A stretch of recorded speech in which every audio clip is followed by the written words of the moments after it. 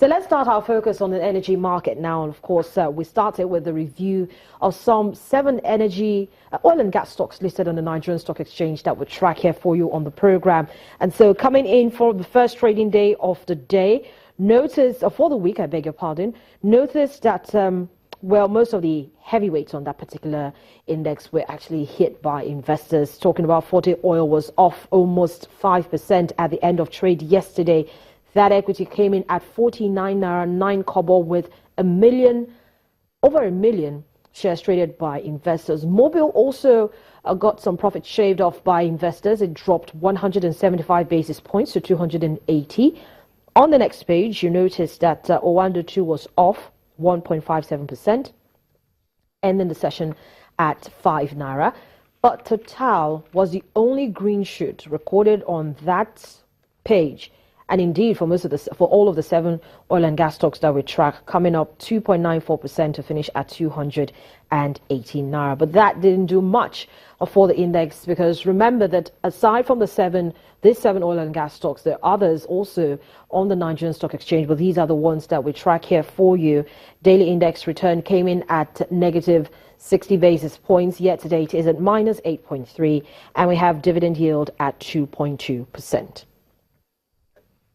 So I've still got Opeyemi here with me in the studios as we track some of the developments in the energy sector.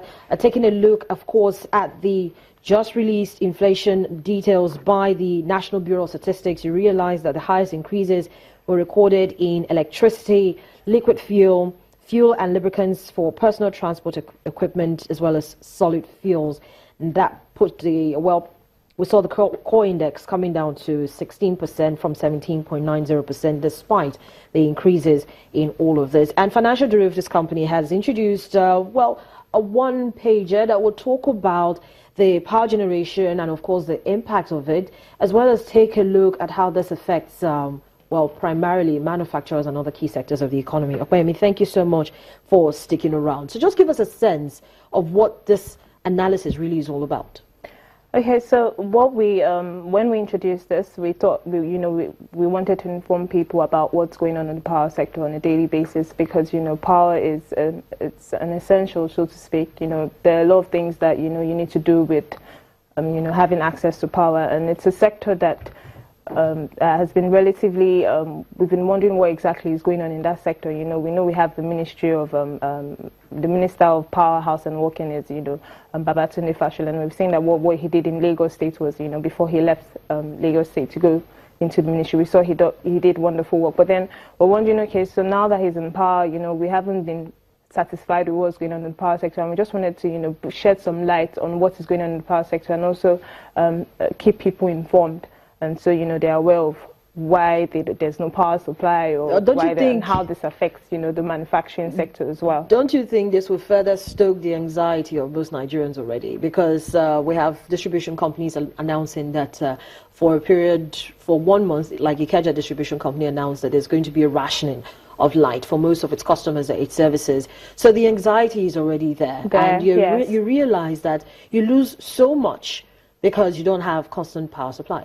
Yes, and that's why I want to ensure that we keep, our viewers informed that, look, first, if you look at the report on the page, we see that, okay, we generated about 3,800, megawatts as at on the 12th of, March. And we saw that if you go further, you see there were some certain constraints. So there was some, power losses coming from gas, coming from water, coming from frequency, load frequency and all that.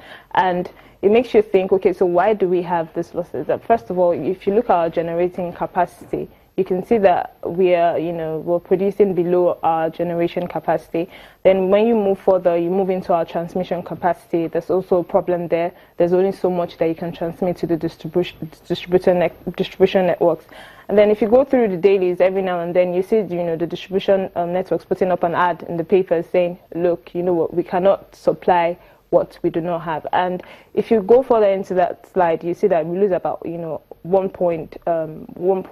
over a billion. Yeah, over a billion daily. And let's just put this into context. How much is allocated to the the Ministry of Power, Housing and Works? It's about Power Works and Housing. It's about 529 billion.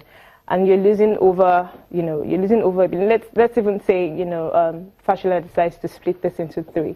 You're losing, if you analyze it, you're losing over, I don't know if you can see the numbers there, you're losing over, about 4 billion. And it just makes you think that going forward. Analyzed 408. Exactly, 400, exactly, 408. So if you split, 529 into 3 places, that's about 176. So you're losing more than what is being allocated to the power sector on a daily basis. So if we're able to, ensure that, first of all, we take out these constraints, we try to, improve the facility and infrastructure there to make sure that, power that is being generated is actually being transmitted to the distributors. And, this is one of the reasons why you see, the Ikeja distribution saying they have to ration power, because they really do not have enough power to supply to everybody, and they have to make sure that they are satisfying all their customers. Opeyemi, thank you so much for giving us, a summary of really that particular page, power generation and its impact on, of course, the economy. Thank you. And in the coming days, we'll talk more a little about it.